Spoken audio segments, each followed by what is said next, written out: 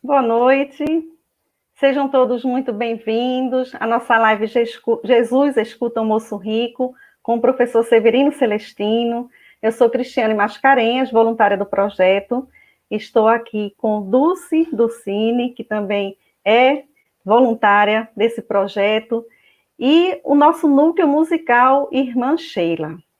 Bom, eu vou começar descrevendo a tela para nossos irmãos que nessa encarnação vieram deficientes visuais, certo? Então, eu estou acima, à esquerda da tela, no quadrante superior. Eu sou uma mulher de pele clara, cabelos claros, estou com os cabelos presos, vestindo amarelo e no fundo uma parede lilás bem clarinha. Ao meu lado, no quadrante superior à sua direita, está Dulce Dulcine, que ela é nossa intérprete de Libras. Ela tem os cabelos curtos, encaracolados, pretos, usa óculos, e ela está vestindo preto para facilitar a visualização por parte de vocês dos movimentos de suas mãos, que completam a sua expressão. No fundo, parede branca, assim como requer o protocolo para a interpretação de Libras, certo? Abaixo, no quadrante, sozinha, estão nossas queridas professoras Laene Kelly, na flauta, e Lívia Coimbra, no teclado. Elas estão em cima de um palco, ambas de preto, de óculos, de cabelos pretos, são bem parecidas, estão acenando nesse exato momento para nós, e no fundo, uma cortina preta. Essa live que nós estamos tendo faz parte de uma série de lives comemorativas agora no mês de setembro, em função do aniversário de 1 ano do projeto Escutatório, que tem como tema Jesus, o escutador de almas.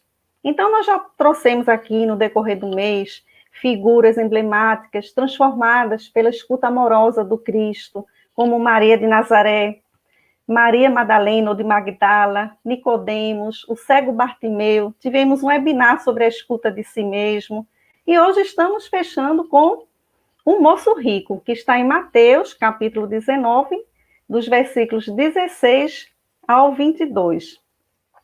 Nós pedimos que todos que estão aqui conosco, os internautas, bem-vindos novamente, que façam suas anotações, seus comentários, perguntas, podem enviar para nós, que, na medida do possível, iremos falar aqui, fazer as perguntas para o professor Severino Celestino, que já já vai estar com a gente. Vamos pedir, então, para nossas queridas professoras começarem a harmonização da live de hoje. Já já voltamos.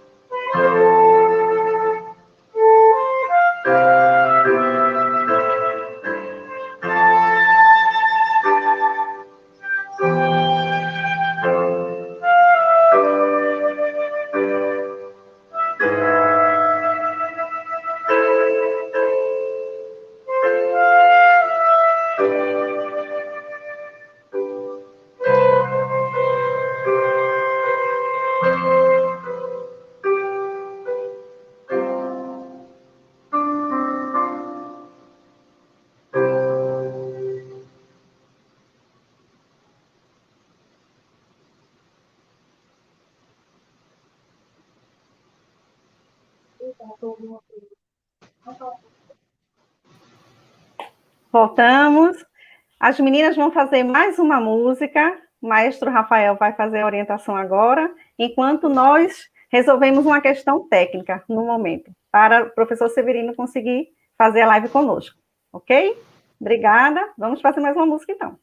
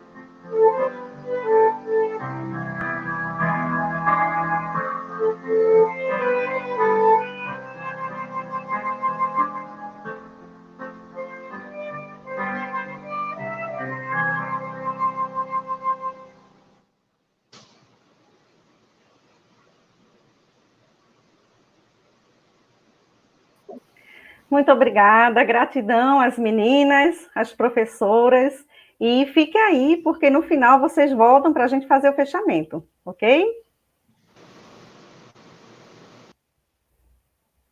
Obrigada. Então, vamos pedir só um pouquinho de compreensão a todos que estão nos assistindo. Tivemos um problema técnico com o StreamYard e o professor Severino está tentando se conectar com a gente, tá certo? Mas vamos em frente, vamos começando um pouquinho, conversando sobre essa passagem do Moço Rico, que também é conhecida como o Jovem Rico. Enquanto isso, daqui a pouco ele se junta a nós para as suas reflexões.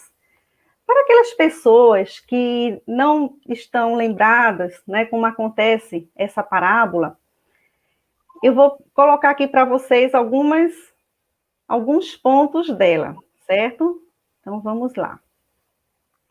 Ela começa assim: eis que alguém, aproximando-se dele, lhe disse: Mestre, que farei de bom para que tenha vida eterna? Ele, porém, lhe disse: O que me perguntas acerca do bom? Um só é o bom. Se queres entrar na vida eterna, observa o mandamento. Diz-lhe: Quais? E Jesus diz: não matarás, não adulterarás, não darás falso testemunho, honrar pai e mãe, amar o teu próximo como a ti mesmo. E o mestre continua: guardai todas estas coisas. O que falta ainda? Então disse o moço rico. Jesus falou: se queres ser perfeito, e aí é uma tradução, é um registro de Mateus, que ele usa essa palavra perfeito no sentido de completo. Nessa passagem também está em Lucas, está em Marcos. Os dois não usam a palavra perfeito, mas diz assim, usa se ainda queres, né, o que falta, isso é o que falta ainda. Então Jesus diz: vai, vende teus bens, dá aos pobres, e terás um tesouro nos céus. Vem e segue-me. É interessante porque Jesus, sempre quando dá as orientações, quando a pessoa está no equívoco, está no erro, né, que é o desvio do alvo, né, a gente não chama pecado, que na origem da palavra, o pecado é o desvio, é o alvo, né, que não conseguiu atingir o alvo certo, é o erro do alvo. O moço rico, ouvindo essas palavras, saiu entristecido, pois era possuidor de muitos bens. Bom, o interessante é que, como a gente estava pensando aqui, que essa parábola, ela veio muito a calhar logo no final desse setembro, né? Para fechar, porque nós estamos num mundo que está numa transição entre o mundo de expiações e provas e um mundo melhor, né? Então, essa temática é muito contemporânea, porque ela traz para a gente uma necessidade, um convite de Jesus a gente fazer uma escolha, a gente se decidir. Nós nos encontramos na bifurcação da estrada, e tem a estrada larga e tem a estrada estreita, né? Então, nós, assim como o moço rico se encontrava naquela época, ele dispunha de saúde, como a maioria de nós, de saúde, de bens materiais. Ele era, do ponto de vista material, feliz, mas interiormente havia um vazio, havia algo faltando, mesmo ele sendo observador da Torá, mesmo ele fazendo tudo o que mandava a lei, como ele diz a Jesus. Isso tudo eu já faço, desde tenridade, ele comenta. Mas como faz? Será que fazia para as pessoas verem de uma maneira hipócrita, sem sentimento? Porque nós sabemos que Jesus trouxe para a lei, né? Moisés trouxe a disciplina, Jesus, ele cumpriu a lei. Ele reforçou, mas ele trouxe para a lei o sentimento. Ele trouxe o amor. Então, isso fez toda a diferença, né? Então, ele tinha, na realidade, um vazio, uma infelicidade. E ouvindo falar de Jesus, estava altamente encantado com aquele homem, com aquele galileu, com aqueles feitos que Jesus tinha conseguido, multiplicar 5 pães e 2 peixes em 5.000 pães. Então, só o Filho de Deus seria capaz de tal façanha. Então, o moço rico pensou o seguinte: apesar do encantamento, da beleza da ideia que o Cristo trazia, ele tinha uma vontade muito grande de conquistar a afeição de Jesus, de ter sua simpatia, de ter sua amizade, mas ele também pensava em ter um lugar bom. Quando Jesus, na cabeça dele, de tantos naquela época, e até hoje, ainda vemos isso, enquanto ele pensava que quando ele foi eleito o rei dos judeus, eu quero um local, um lugar, um cargo junto dele. Então, veja, ele queria dar algo, mas ele queria receber, mas não queria renunciar a nada. Na realidade, era isso que acontecia. E Jesus, como um bom, não vou dizer nem escutador, mas como um bom auscultador de almas, via, né, sentia, entrava no pensamento, no sentimento da pessoa, conseguia acessar o seu passado também. Então, Jesus, observando aquilo, ao contrário do que a maioria de nós podia fazer, rechaçar, o rapaz, ou ser indelicado, ou criticar. O mestre, apesar de estar próximo ao holocausto, ele já estava se preparando, ele estava numa sensação um pouco de tristeza, um pouco melancólico. Mesmo nessa situação, o mestre acolhe o moço rico, aquele jovem rico, conversa com ele, escuta aqueles desvarios que ele estava tendo, né, completamente equivocado no que ele queria, no que ele estava pensando em ter. E chega um ponto que ele se ajoelha na frente de Jesus. Tamanha era a sua ilusão sobre aquilo mesmo que ele queria, né? Então, Amélia Rodrigues, lá no livro Primícias do Reino, psicografia de Divaldo Pereira Franco, ela fala do mais. A pessoa quer seguir Jesus, mas não quer fazer renúncias. A pessoa quer seguir Jesus, mas depois, quando me aposentar, quando os filhos estiverem grandes, enfim, nós temos o tempo todo várias justificativas para, apesar de querer seguir o mestre, a gente não se sentir em condições ainda de se desligar das aparências, dos interesses terrenos, materiais, dos compromissos fortuitos, né, de tudo aquilo que nos ocupa de maneira tão grande o dia, a nossa cabeça, a nossa alma, e que na realidade é perecível, né? Que na realidade vai ficar aqui. E Joana de Ângeles também reforça isso. Ela fala justamente no livro Jesus e a Atualidade, psicografia também do Divaldo Pereira Franco, que ele não queria nada ceder, nada renunciar. Estava pensando realmente no que teria de vantagem, né? No caso de seguir o Cristo e ser aceito pelo mestre Nazareno, né? Então, Jesus tem uma passagem que ele diz o seguinte: em verdade vos digo, é mais fácil um camelo passar pelo fundo de uma agulha do que um rico entrar no reino dos céus. Essa fala de Jesus, olha aí, meu querido Severino Celestino, meu mestre, chegou na hora para explicar essa fala de Jesus, que é tão interessante, que o senhor fala também, porque o senhor, várias vezes, já passou pelo local que parece o buraco de uma agulha, não é isso?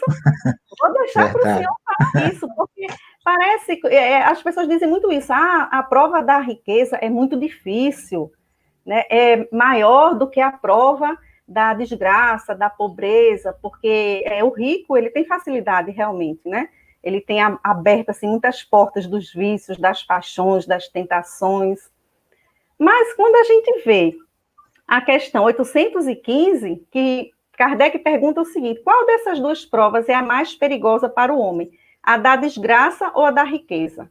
E aí os amigos espirituais dizem assim: tanto uma como a outra. A miséria provoca a lamentação contra a providência, ou seja, uma rebeldia, né? A riqueza leva a todos os excessos, né? A pessoa realmente pode se perder porque tem acesso a tudo e com facilidade, né? Vou deixar para o senhor fazer o seu comentário e aproveitar o máximo possível suas palavras sábias. Boa noite, Cris. Boa noite, Deise. Boa noite, queridos irmãos que estão conosco neste momento. Estamos terminando o Setembro Amarelo, que a Cris está aí de amarelo, em comemoração a esse grande evento, que nós também vivemos com muita intensidade durante esse mês, no nosso Evangelho, em alguma das nossas lives da terça-feira na nossa casa. Eu queria começar, Cris, parabenizando você e o seu grupo por esse projeto Escutatória, porque ele tem uma história que não começou com você, é lógico. A história vem de muito longe. Hoje, esse projeto se destina a escutar qualquer um que esteja em dificuldade. E é um projeto que não precisa de diploma, precisa de amor, precisa de doação, precisa de vontade de ser útil à causa do Cristo, que amparou e ouviu muita gente. Mas esse projeto, curiosamente, começa com um grande médio que escutou Deus. Esse grande médio se chama Abraão, o pai do povo hebreu. Abraão era um médio que, naquela época dele, ninguém escutava ninguém. E ele escutou Deus. Ele foi o primeiro a inaugurar o projeto escutatória para a humanidade. Porque ele ouviu, curiosamente, a primeira coisa que ele escuta está lá no Gênesis 12, para quem quiser conferir. É uma expressão hebraica que diz ler, lerá, que é a voz do alto que diz para ele, vai, do verbo laler, ir caminhando. Vai, imperativo, afirmativo, relativo, não é o absoluto. Ler, vai, lerá para ti, vai para dentro de ti. Então, a primeira escutatória espiritual foi dedicado a Abraão, que escutou Deus. E ele inaugurou esse projeto, que começou de lá para cá, como dizia Chico Xavier, tocando da espiritualidade para a materialidade. E houve alguém que ouviu esse anseio, esse convite de Deus, que Abraão foi passando para sua descendência. E por isso que eles são chamados Abraão, Isaque e Jacó, os três primeiros, de patriarcas, que eles foram os pais de todo esse projeto espiritual que está culminando agora, por incrível que pareça, com o Setembro Vermelho ou Amarelo, e que pode, com certeza, sintonizar todos nós que estamos ouvindo com essa causa espiritual.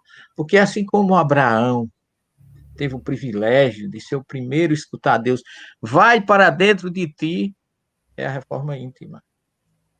Outro grande médio também escutou Deus, lá na planície do Sinai, quando ele pastoreava o seu rebanho, o rebanho do seu sogro Jetro, ele também escutou uma voz que dizia: eu sou o Deus de Abraão, de Isaque e de Jacó. E eu venho clamar a você que vai ao Egito libertar o meu povo. E Moisés, grande médio, diante daquele fenômeno físico chamado pirografia, que Kardec classifica, é a combustão espontânea, porque a sarça queimava, mas não se acabava, não se apagava. E de dentro dessa sarça que vem a voz: vai ao Egito e liberta meu povo. Moisés foi indiscutivelmente alguém comprometido, como você estava falando, Cris, com a causa de Deus, sem medir esforço. Ele não perguntou quanto ia ganhar. Ele poderia ter argumentado, mas, Senhor, eu fugi do Egito, estão me esperando lá para me fazer o mal. Mas ele não fez nenhuma observação dessa. Ele perguntou, quando eu chegar lá, quem é que eu vou dizer que está me mandando? Olha que coisa interessante. A pergunta dele já denotou que ele estava comprometido com a causa. Eu, quando chegar lá, vou dizer que quem me mandou. E a resposta que vem do alto é muito, muito maravilhosa, porque todos traduzem que Deus tinha dito, eu sou o que sou, e não é isso que está lá no texto original. Lá está dizendo, eu serei aquele que estarei com vocês. Então, o Espírito que falou com Moisés, a divindade que falou com ele, deu o nome que der, o guia do povo de Israel, deu o Yahvé, Adonai, não importa, disse que seria aquele que estaria com o povo conosco até hoje. Ele continua. Só que a partir de Abraão, começa a surgir aqueles que ainda começaram, depois de estabelecido toda a primeira revelação, curiosamente, Moisés recebe de Deus mais um convite. Ele ouviu, ele primeiro convidou Abraão, Isaque, Jacó, os profetas, Moisés, mas agora ele convida toda a Israel. Existe lá no Deuteronômio 6,4, lá no último livro do Pentateuco de Moisés, uma expressão que diz: Shema Israel, ouve, escuta Israel. Então já não é um chamado pessoal, unitário, dirigido a uma pessoa, não. Está sendo dirigido a uma nação. porque Israel aí representa todo o povo de Deus, e o povo de Deus também enquadra-se aí os não-judeus, os não-hebreus, os pagãos, os gentios, dê o nome que der. O que é que ele diz? Ouve Israel, Deus é o nosso Senhor, Deus é único. Então está estabelecido por Moisés o monoteísmo. E aí vem quem, a partir desse chamado de Deus, escuta ou ouve, criou-se dentro do judaísmo, nas 3 orações diárias, todas 3 vezes por dia, talvez você não saiba, Cris, quem está me escutando, mas 3 vezes por dia nas orações diárias vem esse princípio que o judeu naturalmente, o hebreu, hoje os seguidores do povo hebreu, que agora se chama judeu, recita isso 3 vezes. E essa afirmação, ouve Israel, é uma oração que acompanha o povo judeu desde os tempos de Moisés até hoje. Por quê? Porque Jesus, quando ele veio, ele conhecia isso que eu estou dizendo para vocês. Ele era judeu. Nasceu judeu, viveu judeu e morreu judeu. Então, essa afirmação ela é uma afirmação de fé e confiança em Deus que o povo judeu tem e carrega com ele no despertar, na tarde e ao deitar, como se fosse algo inseparável deles até os últimos dias de suas vidas. E ainda diz, é dever de cada judeu ensinar essa oração aos seus filhos, aos filhos de seus filhos, em todas as gerações. Escutem Deus. E Deus envia o seu filho, envia Jesus. E Jesus conhecia tudo isso, não precisamos ter dúvida de que ele sabia da necessidade de se seguir esses conhecimentos. Porque Jesus, a partir dele, não foi mais necessário escutar os profetas nem Deus. Ele começou a ensinar para nós a escutar os outros. Jesus não veio mais dizendo, escutem o que Moisés disse. Ele jurou fidelidade à Torá. Mas ele veio mostrar que não é só escutar, é perceber a necessidade do outro, é sentir a necessidade do outro, é acolher a necessidade do outro e amparar. Então, por que é que Jesus trouxe vamos dizer assim, uma escuta ou uma escutatória diferente? Porque chegou o momento da gente não ouvir mais os espirituais, mas aqueles que a espiritualidade enviou para o mundo material. E esse é o nosso papel. Porque lembremos de como Jesus era. Quem foi que Jesus escolheu para escutar, para fazer um divã com ele? Jesus chega num mundo patriarcalista, machista, de fronteiras e desigualdades, de riqueza e pobreza, de miséria, de doenças. E ele não se recolhe nos palácios, ele não vai para dentro dos templos nem sinagogas, ele vai para o meio do povo. Eu tive dando uma olhada, minha filha, na história do projeto Escutatória e vi uma cena que eu me lembrei de Jesus.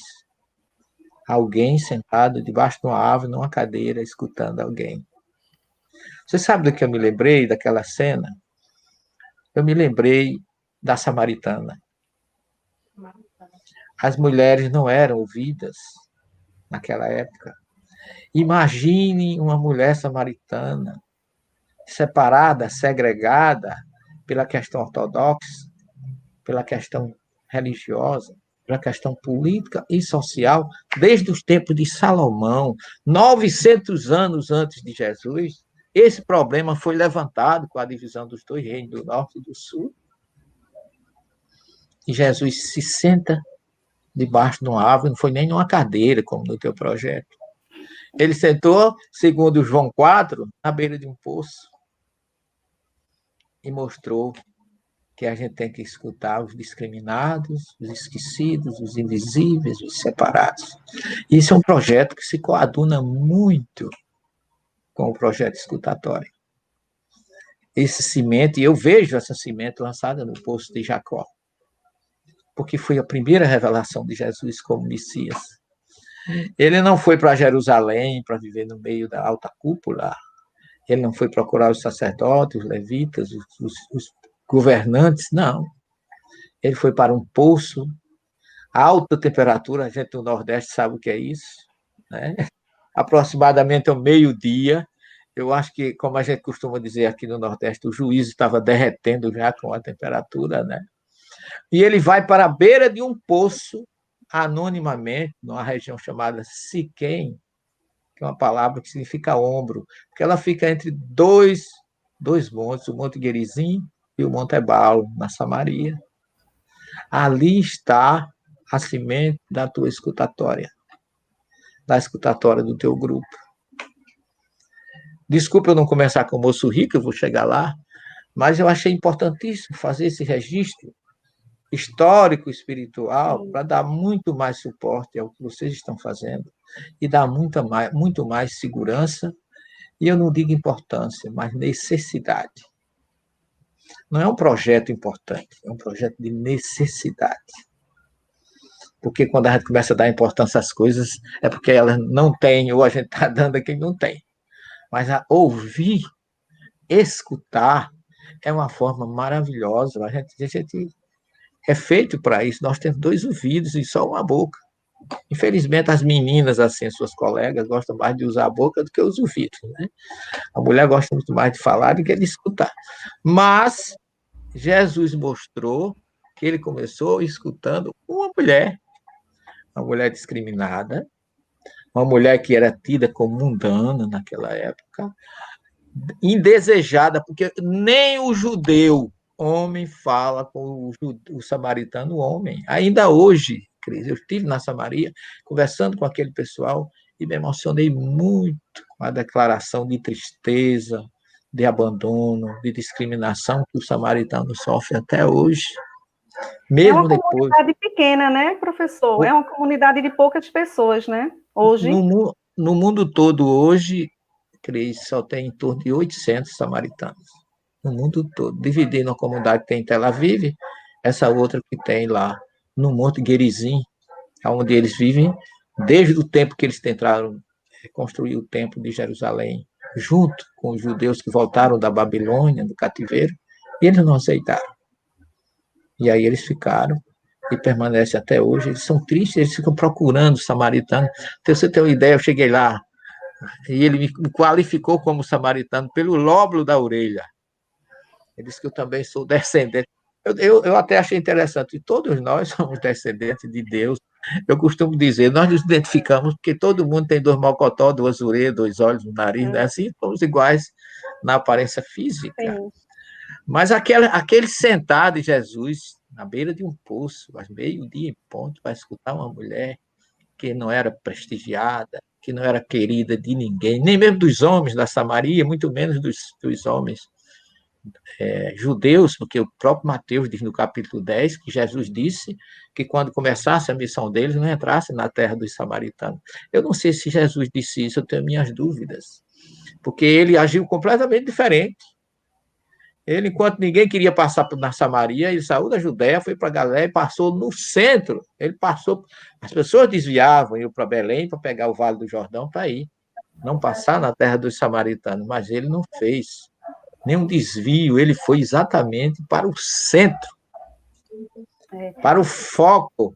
E ali aquela mulher desabafa com ele de uma forma maravilhosa, porque ele primeiro abertamente diz: mulher, dá-me de beber, que eu estou com sede. Ela se assusta porque ela vendo Jesus vestido à moda judaica, ela diz: Senhor, tu estás falando comigo? Primeiro, vamos dizer assim, primeira surpresa dela. Primeiro, tu és homem e eu sou mulher. O homem não se dirigia à mulher. E segundo, tu és um samaritano, e o senhor sabe como o samaritano tem divisas, tem preconceitos conosco. E Jesus ignora o argumento dela e continua o diálogo naturalmente, como se ela não tivesse dito nada para ele. Mulher, tu não sabes quem está te pedindo de beber. Quem beber da água que você me der, sentirá sede. Mas quem beber da água que eu lhe der, jamais sentirá sede, porque eu sou a água viva. E aí o diálogo que ela diz com ele é muito emocionante, porque ela diz, Senhor, tu sabes, o nosso pai Jacó construiu esse poço. O nosso pai. Porque os judeus samaritanos são descendentes de Jacó. Abraão, Isaac e Jacó é o tronco, representam essas três gerações, o tronco.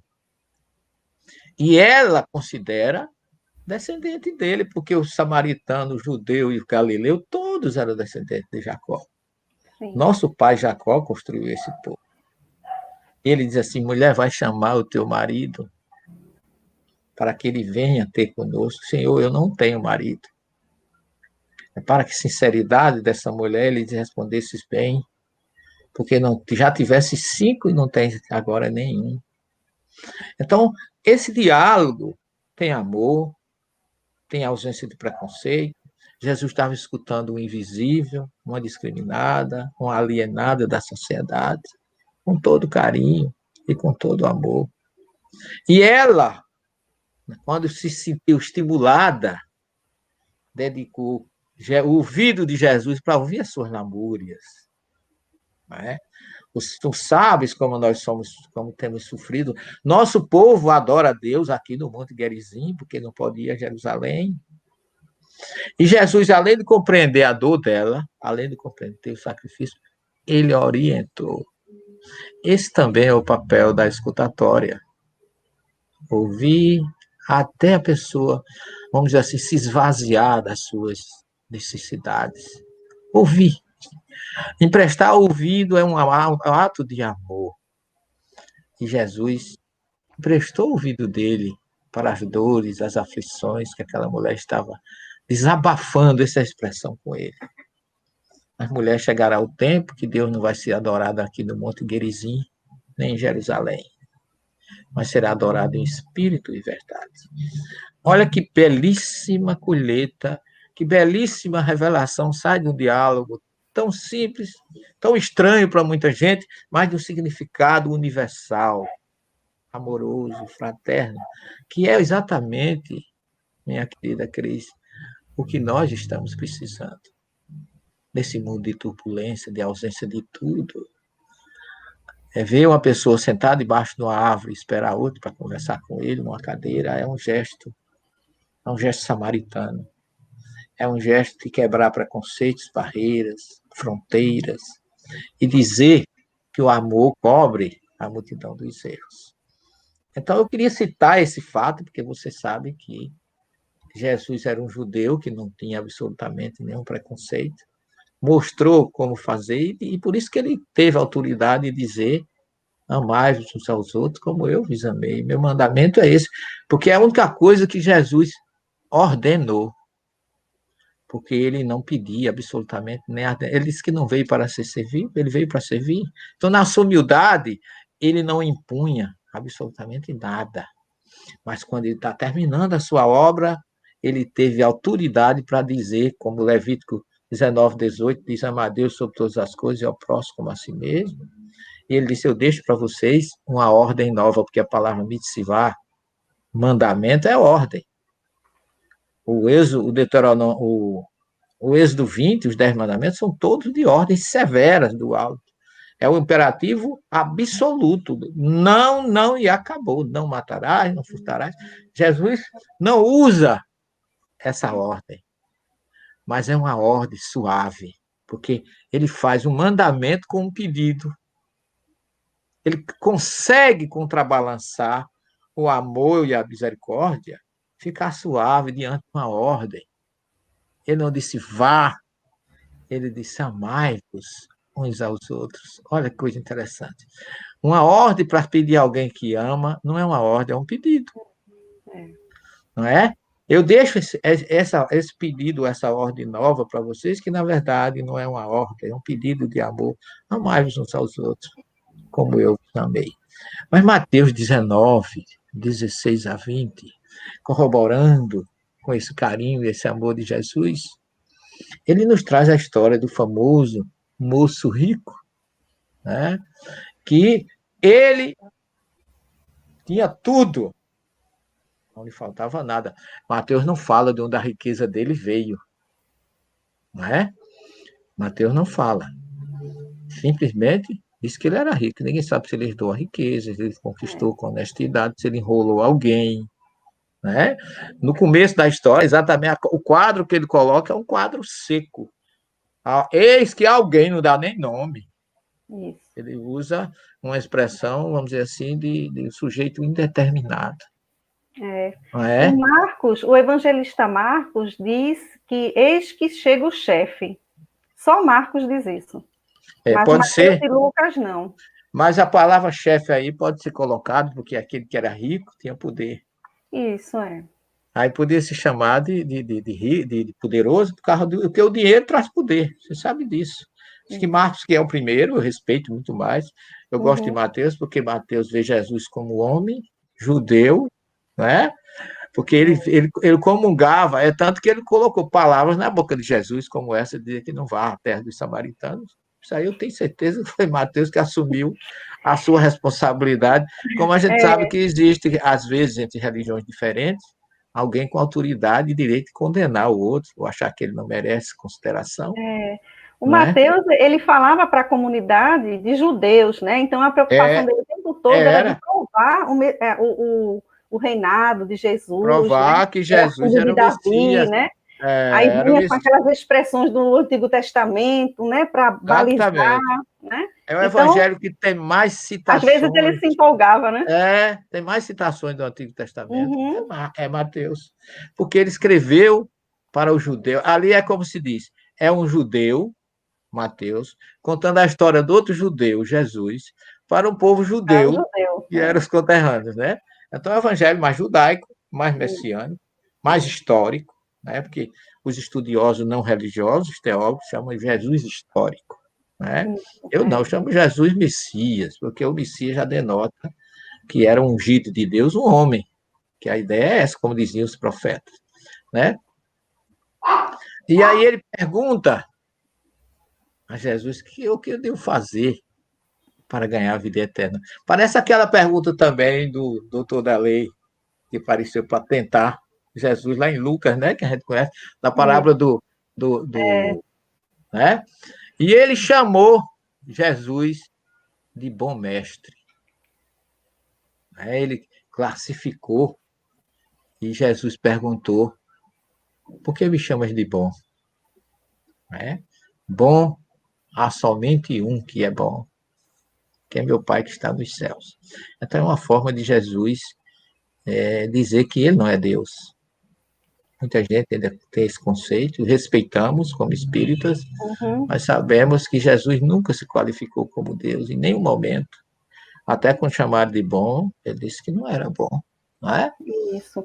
Eu tive a impressão também, sabe, professor, eu me coloquei no lugar do moço rico, obviamente, né, como eu falando para Jesus, e se eu escutasse isso de Jesus, bom é o que está nos céus, é como se dissesse assim para mim, olha, eu estou entendendo sua intenção, você está querendo aí me bajular, você está querendo aí me conquistar e está me chamando de bom, está querendo me dar honrarias, eu estou entendendo, É sabe? verdade. Está querendo me dar uma qualificação que eu não tenho, né? Isso, porque ele queria o cargo, né?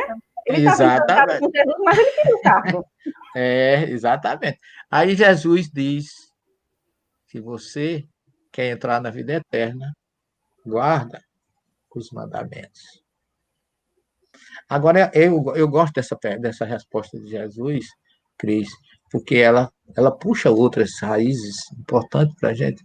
Porque o homem perguntou quais, né? Perguntou Jesus. Aliás, perguntou ele a Jesus: Ele, quais são esses mandamentos? A resposta de Jesus é fantástica, por quê? Porque Jesus utiliza como resposta o próprio Êxodo 20.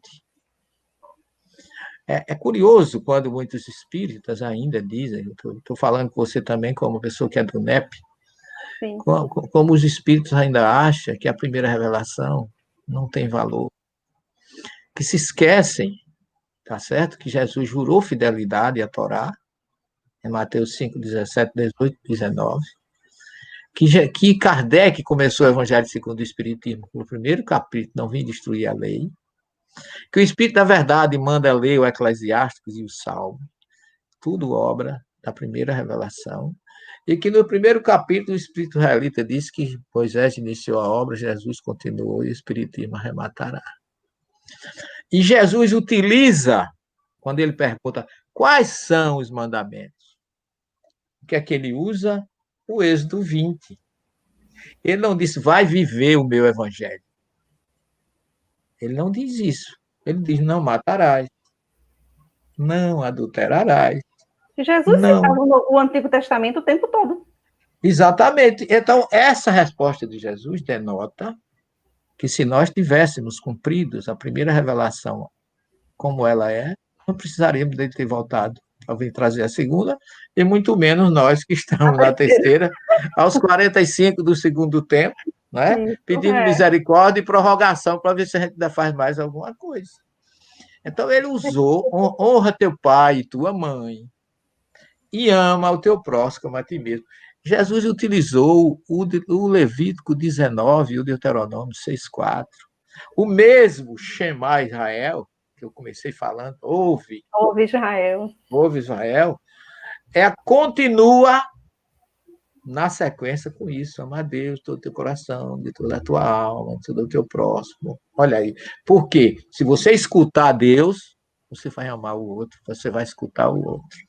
Então, há uma condição sine qua non, quando você põe a sua cadeirinha debaixo da árvore para escutar alguém, é porque você está como um instrumento de Deus. Nenhum de nós podemos pensar que estamos ali porque somos melhor do que aquele que a gente está ouvindo. Pelo contrário, é bem possível que nós, como reencarnacionistas e conhecedores da lei de causa e efeito, nós lá atrás tenhamos feito com que ele chegasse onde chegou. E agora estamos resgatando aquilo que indevidamente, por indiferença, não plantamos o certo. Então, o Espiritismo tem essa vantagem, né? Porque ele mostra que você não é melhor do que ninguém em nada. Por isso que você falou, antes de eu entrar aí para começar a conversar, que a prova da riqueza e da pobreza não tem diferença. Né? Por isso que quando ele diz isso, quando Jesus diz isso para ele, ele olha e diz assim, mas eu faço tudo isso. É como se fosse assim, é o tipo do fariseu, do saduceu, daquele senhor que está acima da cocada preta, como a gente costuma dizer aqui no Nordeste. Ele, mas já faço tudo isso, o que é que me falta? Olha aí. Jesus, sabendo que ele era egoísta, pegado nas coisas materiais, né? Ele deu o checkmate quando disse assim, olha, vai, vende tudo que tu tens, dá aos pobres, que aí você terá um lugar no reino dos céus. Veja como ele foi. Você deu o que você tem de material, você vai ter um tesouro no mundo espiritual, porque ele diz assim, feliz aquele que não armazena tesouros aqui, onde a traça come, o ladrão rouba, mas no mundo espiritual. Então, é um diálogo assim, vamos dizer assim, você me deu a honra, ou me entregou uma escutatória divina, né? Eu acrescentei a da Samaritana, porque eu considero assim a maior escutatória de Jesus, mas essa escutatória do moço rico, ela vem mexer com as estruturas, com o egoísmo, com a ganância, com amontoar as coisas como se a gente fosse viver eternamente aqui. E Jesus já deixou para nós a lembrança de que o verdadeiro tesouro é lá, porque lá o ladrão não rouba, a traça não come, a ferrugem não destrói. Isso. E por isso que ele disse que vende tudo que tu tens, que tu considera um tesouro, olha para a observação de Jesus, e aí você vai ter um tesouro no reino dos céus. Porque é lá que você pode ter um tesouro, e não aqui. Porque ele não queria renunciar a nada. Nada. Ele é como se ele dissesse, não, eu faço tudo. É. Né? Eu já faço tudo isso que o senhor está dizendo. O que me falta? É como se Jesus dissesse assim, você tem a teoria, você está faltando só a prática. Tá certo? Você já conhece como fazer, agora mostre. Porque quando ele disse amai-vos uns aos outros, ele disse como eu vos amei, porque Jesus mostrou como se ama, como se faz, como se ampara, como se escuta, como se acolhe, como se orienta. Ele deixou todas as observações, todas as condutas, todos os caminhos bem preparados com as suas atitudes. Meu filho, você conhece toda a Torá, porque você está vendo tudo que eu disse, você disse que já faz. Muito bem. Como é que você diz que conhece tudo isso, mas você não faz nada? Falta-lhe o quê? O desapego. Desapegue-se, pelo amor de Deus, que você não leva nada, caixão não tem gaveta, mortalha não tem bolso, diziam meus ancestrais, e é uma verdade. Todo dia passa gente aí para o outro lado e ninguém leva um centavo. Professor Severino, nesse livro aqui, Pensamento e Vida, de Emmanuel, ele traz uma coisa muito interessante. Ele diz assim, ele faz uma pergunta, né? Ele diz, por que motivo protegeria Deus o progresso material dos ímpios, daqueles que não cumprem, né, os mandamentos de Deus, aqueles que são cruéis? E ele responde o seguinte, em verdade, porém, semelhante fortuna não existe. De vez que a prosperidade ausente de conduta reta não passa de apropriação indébita. Fantástico. Então, a gente, aqui é tudo emprestado, não é nada de ninguém. E quem está com algo a mais é justamente para gerar emprego, é para auxiliar, é para ajudar no progresso, é para usar de uma maneira positiva, de uma maneira útil positiva. Para aqueles que lhe cercam. Útil. Tem dinheiro, né? Tem um homem no Brasil que eu admiro muito, nunca estive com ele, mas eu admiro muito Silvio Santos, um homem que é uma das maiores fortunas do Brasil. Ele podia vender o que tem para uma ilha do Caribe ou para o Havaí, o Haiti, onde fosse, e viver o resto da vida tranquilo. Mas o que ele faz? Ele dá emprego a mais de 50 mil famílias. Isso aqui é o emprego digno. Jesus não jamais condenaria a riqueza. Ele diz quando a pecadora joga aquele vidro de alabastro na cabeça dele e enxuga com os cabelos, e que Judas, como era tesoureiro, diz assim, que desperdício. Né? Esse podia ter sido vendido para dar aos pobres. Jesus disse assim, os pobres sempre existirão. Olha que coisa interessante. Os pobres sempre existirão. E ela está tendo a oportunidade de fazer algo que não tem outro momento na vida dela. Então, ter e ser são condições completamente diferentes. A língua que Jesus falava, Cris, é uma língua curiosa, porque em hebraico você não diz eu tenho. Não tem como, você não existe uma condição de você dizer em hebraico que você tem alguma coisa, sabia? Quando você vai dizer que você tem uma casa, em hebraico diz assim, Rabat Sheli, existe uma casa para mim, para que eu desfrute dela. No judaísmo você não diz eu sou da família tal, ou eu sou da família Pereira, ou da família Mascarenhas, não. Você diz que eu vim para a família Mascarenhas. Que lindo, né? Como eu estou na família Mascarenhas, porque eu já escolhi desde o mundo espiritual. Tem muito a ver com a doutrina espírita. Eu não tenho e eu não sou, porque nem o verbo ser no presente do indicativo não existe. Não se diz em hebraico eu sou. Nem eu tenho. Engraçado, né? Na verdade, eu digo Ani Celestino. Eu Celestino. Eu, Celestino. Um dia, né? Um dia a gente vai falar eu não assim. digo que eu sou, nem que eu estou. Eu simplesmente existo porque tenho um corpo, mas ele não me pertence. Não é engraçado? É maravilhoso. E aí eu fico pensando também, né, no Moço Rica. A gente é rico de quê, né? Ele era rico de quê? De nada. Sim. E o que era material, tudo que era material que ele tinha, não era dele. Emmanuel colocou aí tão bem, né? Ele Isso. tinha uma apropriação indébita. Então, se você tem alguma coisa e você não utiliza em benefício do outro, você é um apropriador indébito do que Deus colocou na sua mão. Porque se isso que você tem não pode ser útil a quem precisa, de que vale o que você tem? Perfeito. O senhor trouxe a fala de Joana de Ângeles, em Jesus e a Atualidade agora. porque ela diz isso, ela diz que a proposta de Jesus é o seguinte: dá aos pobres aquilo que seja útil, o que seja útil, que você pode dar, e segue-me, e depois segue-me.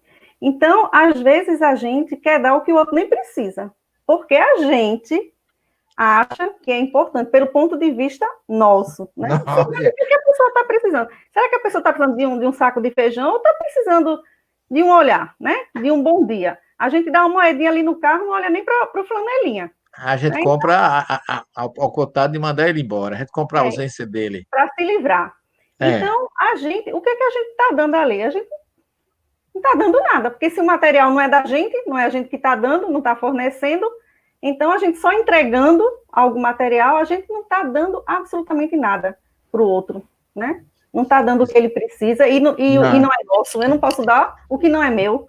Você sabia que as comunidades judaicas, quando eles querem fazer caridade, que eles chamam de muita importância, porque Jesus não orientou também a gente a fazer caridade, ele ensinou como fazer, partindo do princípio que é obrigação de todo mundo fazer.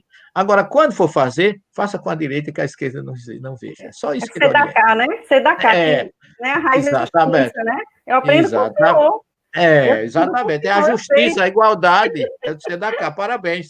Então, nesse sentido, a gente tem que entender que nós somos apenas os instrumentos, tá certo? A gente não é senhor absolutamente nada. E entre os judeus, quando vai se fazer a caridade, eles fazem uma pesquisa de campo, vê naquela comunidade o que é que eles estão precisando, faz a campanha, compra, deixa lá e não diz quem entregou, porque quem entrega não pode viver, quem recebe, para não se sentir superior e também não humilhar aquele que vai receber. É assim que É. eles trabalham.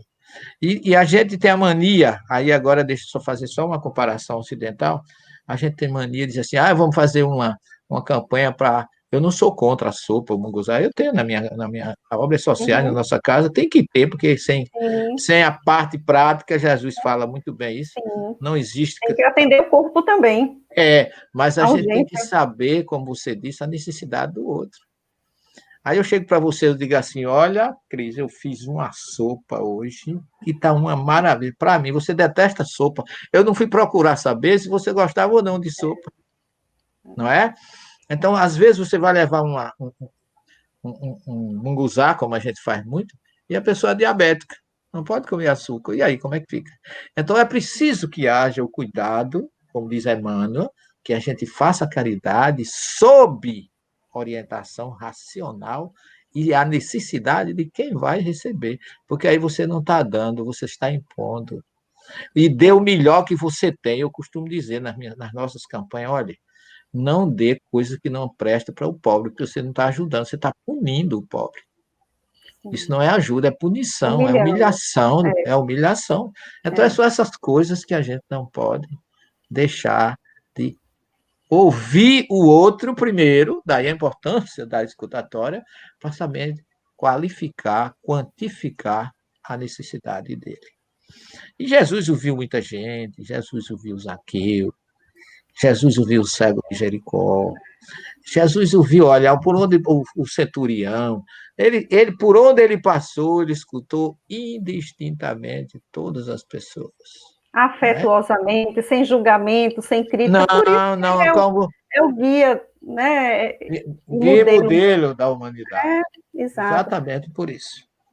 Professor Severino, eu estou com dó, porque já temos 1 hora aqui, né? E foi uma maravilha, assim. O senhor trouxe a mulher samaritana, a gente não tinha pensado nela, acho que foi um recado para a gente, né, que veio para a gente realmente, como o senhor falou, ficar mais seguro ainda, né? É, Aqui, ó, não sair dessa linha, né? de Com o que o ouvir o senhor. diferente, eu acho que para a campanha de vocês é um reforço, porque Isso, Jesus escolheu a pessoa certa, pela situação certa, na condição política, religiosa, social, moral, pessoal certa. certa. Primeiro, se ele fosse aquele que julgava, ele não iria, eu vou me Não, apresentar para uma mulher com essas condições, eu vou perder o meu prestígio, né? Mas, pelo exatamente. contrário, ele valorizou os esquecidos, os invisíveis, os discriminados. da sociedade de então, mostrando que mulher e homem, como bem a doutrina espírita ensina, não tem sexo, o espírito não tem sexo. Né? E o ser humano também não tem qualificação, tem necessidade. Né? É como diz Emmanuel ensinou a Chico, só para fechar o raciocínio, dentro dessa questão da necessidade, que Chico Xavier trabalhava lá na Fazenda Modelo, e uma senhora muito carente, muito necessitada, foi no trabalho, queria falar com Chico, e quando chegou lá, o patrão disse, ele não pode falar com você não, que ele está ocupado. Aqui não tem essa história de falar com Chico, não. Ele aqui é funcionário, não é espírito. O homem parece que também não gostava de espiritismo. E a mulher saiu desiludida, chateada, mas disse, eu vou procurar ele em casa. Mas Chico era muito ocupado, e quando ela chegou, mais ou menos, entre meio-dia e 1 hora, Chico foi resolver outra coisa da rua, coitado das coisas dele, e não foi nem almoçar em casa. Ela também não encontrou ele em casa. E a mulher foi crescendo da necessidade e aborrecida quando chegou no centro de noite, já foi, entrou, Chico estava lá sentado, ela chegou e disse, você está pensando que você é quem? Eu estou lhe procurando o dia todinho, e você não é Jesus Cristo para não lhe achar, não. E meteu a tapa na cara do Chico, bateu de um lado, bateu do outro, que as lágrimas desceram da dor, Chico ficou assustado. Ela disse, vamos logo me dar um passe. Chico disse, meu Deus do céu, não tenho condições de sair daqui do jeito que eu estou, com a cara, o rosto doendo, inchado, sentindo dor, eu não tenho condições de dar um passe nessa mulher, não. E ela, como é? Vai ou não vai? E nisso chega Emmanuel. Aí, o que é que acha, Chico? Você não está vendo, Emmanuel, a minha situação? Essa mulher chegou aqui, me deu 2 tapas na cara, eu estou com o rosto lavado de lágrimas, de dor, e ela ainda quer que eu vá aplicar um passe para ela na cama. Eu não tenho condições. Você acha que eu não tenho razão? Emmanuel disse, você tem toda a razão, mas ela está com a necessidade. Entre a razão e a necessidade, o primeiro é a necessidade. Levante e vai aplicar o passe na mulher. Então, minha filha, diante da necessidade daqueles que estão nas ruas, daqueles que estão desiludidos, eu acho que tudo justifica para a acolhida, para se ouvir, analisar, abraçar primeiro e depois orientar. Porque se você não conquista a pessoa com a sua escutatória também, não vai ter o sucesso que precisa. Espaço pra... É preciso dar um lugar para que a dor dele seja amparada por você. Que você sinta que ele sinta no coração e na mente que foi acolhido por você. Aí ele vai se abrir, aí você vai ter a riqueza que você foi escutar, mas quem vai receber a lição é você. A gente, às vezes, aprende muito mais quando a gente escuta do que quando a gente fala. Okay? Sem falar os conteúdos que vêm iguais aos nossos. Se eu não tenho... e muito melhores, né? Com certeza, minha filha, com certeza. Professor Severino, gratidão eterna por o senhor estar aqui, viu? Pelas palavras, pelo carinho de ter trazido a mulher samaritana para a gente, ter trazido o Abraão, né, como escutador. E uma próxima oportunidade vamos conversar mais, que o senhor, eu sei que tem muito a nos ensinar. Okay? Eu não tenho, não, mas Jesus tem. Eu me espelho nele, eu não tenho nada para ensinar ninguém. Eu trago as coisas que eu descubro em Jesus e aqueles que ele escolheu para fazer parte desse projeto de amor e libertação para todos nós. Amém. Traz muito bem, muito inspirado. A gente vai ter um pouquinho mais de música com os nossos músicos para finalizar. Gratidão a Deise, aos que estão aqui hoje. Professor Severino, um grande abraço. Fiquem todos com Deus, gente. Até a próxima quarta-feira. Minha filha. Se Deus Beijo quiser. Muito paz para vocês. Amém. Tchau. Obrigada, nossos músicos queridos. Agora um quarteto. Que beleza. Agora o quarteto. Núcleo musical Irmã Sheila, da Fraternidade Espírita Peixotinho, aqui em Boa Viagem, em Recife. Gratidão pela companhia deles com a gente. Eu conheço o grupo Peixotinho, um grande grupo. Ontem estava maravilhosa a sua live, com a harmonização também, muito bom. Obrigado, querido. Obrigado pela sua presença. Fiquei honrado com a sua presença também, viu? Obrigado. Obrigado, Deise. Obrigado a todos. Um beijão. Vou ficar aqui só de escuta. Também. TV7, obrigada pela parceria.